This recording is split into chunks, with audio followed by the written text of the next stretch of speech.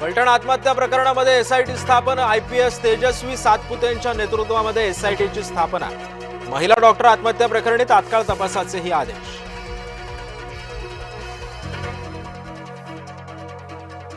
आधी मतदार याद्या साफ करा, नंतर निवडणुका घ्या, दुबार मतदारांचे पुरावे दाखवत राज ठाकरेंची मागणी.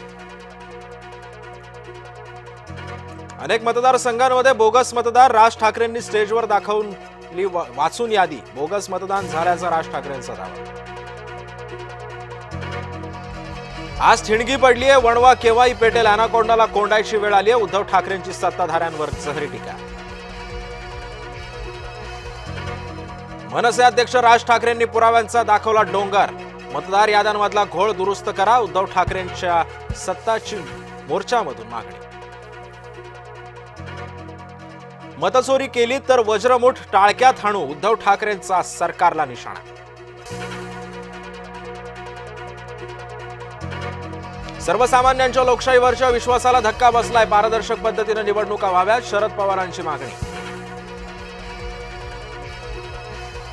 मतदार याद्यांमधला घोळ कुणाच्या इशाऱ्यावर, निवडणूक आयोग सरकारचा पार्टनर, काँग्रेसचे नेते विजय वडेट्टीवारांचा हल्लाबोल.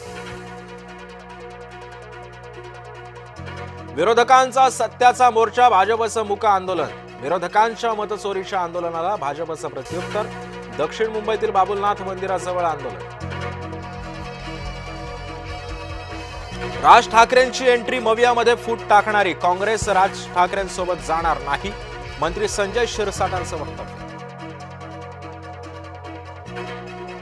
औंधच्या जीवप्रभा चॅरिटेबल ट्रस्टमध्ये गैरव्यवहार, एचएनडी जैन हॉस्टेलमधल्या ट्रस्टी चकोर गांधी हाच या व्यवहाराचा मुख्य सूत्रधार, रवींद्र धंगेकरांची एक्सपोस्ट.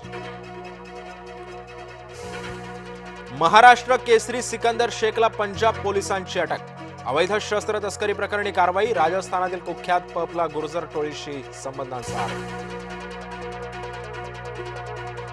जन्मदात्या आईनंच वेश्या व्यवसायामध्ये ढकललं, 10 वर्षीय अल्पवयीन मुलीवर लैंगिक अत्याचार, कारगरमधल्या कोपरा भागातला धक्कादायक.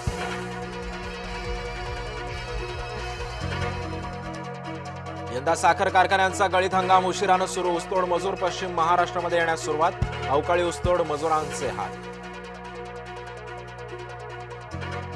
हिम्मत असेल तर माझ्या कानाखाली मारूनच दाखवा, भाजपचे प्रवक्ते अवधूत वाघ यांचं राज ठाकरेंना आव्हान.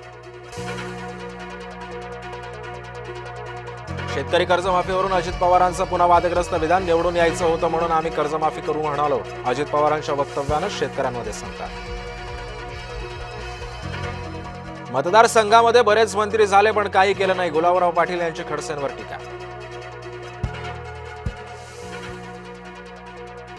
कोकणात मुसळधार ते अतिमुसळधार पावसाची शक्यता, पुढचे 2 ते 3 दिवसांसाठी हवामान खात्याचा अंदाज, मच्छीमारांना समुद्रामध्ये न जाण्याचाही केला इशारा. संततधार पावसामुळे तिलारी धरण 100% भरलं, नदीकाठच्या गावांना सतर्कतेचा इशारा.